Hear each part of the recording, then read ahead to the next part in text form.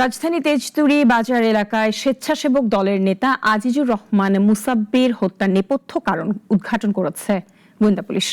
এক সংবাদ সম্মেলনে ডিবি জানায়, আধিপত্য বিস্তার ও দখল বাণিজ্যের কারণে মুসাব্বিরকে হত্যা করা হয়। হত্যার নির্দেশদাতা আন্ডারওয়ার্ল্ডের সন্ত্রাসী বিনাশ দাদা ওরফে দিলীপ। রেজা রেহানের প্রতিবেদন। গত ৭ জানুয়ারি রাজধানীর পশ্চিম তেজতুরী বাজার এলাকায় ঢাকা মহানগর উত্তর স্বেচ্ছাসেবক দলের সাবেক সদস্য সচিব আজিজুর রহমান মুসাব্বিরকে গুলি করে হত্যা করা হয়। পরদিন পরিবারের পক্ষ থেকে তেজগাঁও থানায় অজ্ঞাত ৫ জনের বিরুদ্ধে মামলা দায়ের করা হয়।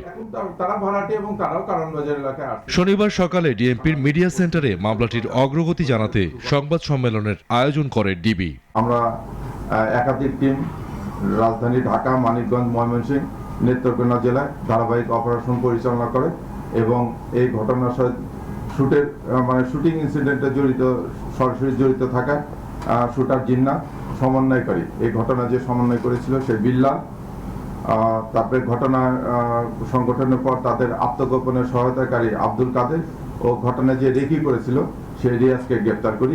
ডিবি জানায়, দ্বন্দ্ব থেকেই বিনাশ দাদা ওরফে দিলীপের নির্দেশে রহিম এবং জিন্নাত কিলিং মিশনে সরাসরি অংশ নেয়। 23শে জানুয়ারি নরসিংদী জেলার মাধবদী পৌরসভার মনোহরদী থানা এলাকায় জনক শাহজাহান খলিফা ভাড়াটিয়ার বসতবাড়ি হতে মুসাব্বির হত্যাকাণ্ডে ব্যবহৃত 2টি বিদেশি পিস্তল, 2টি ম্যাগাজিন, 12 রাউন্ড গুলি সহ হত্যাকাণ্ডে অংশগ্রহণকারী অন্যতম শুটার রহিমকে গ্রেপ্তার করা হয়। এ বিষয়ে নরসিংদী জেলার মাধবদী থানায় অস্ত্র আইনে একটি মামলা দায়ের করা হয়েছে। এর আগে 11 জানুয়ারি শুটার জিন্নাত ও পরিকল্পনাকারী বিল্লাল সহ 4 জনকে গ্রেপ্তার করে পুলিশ।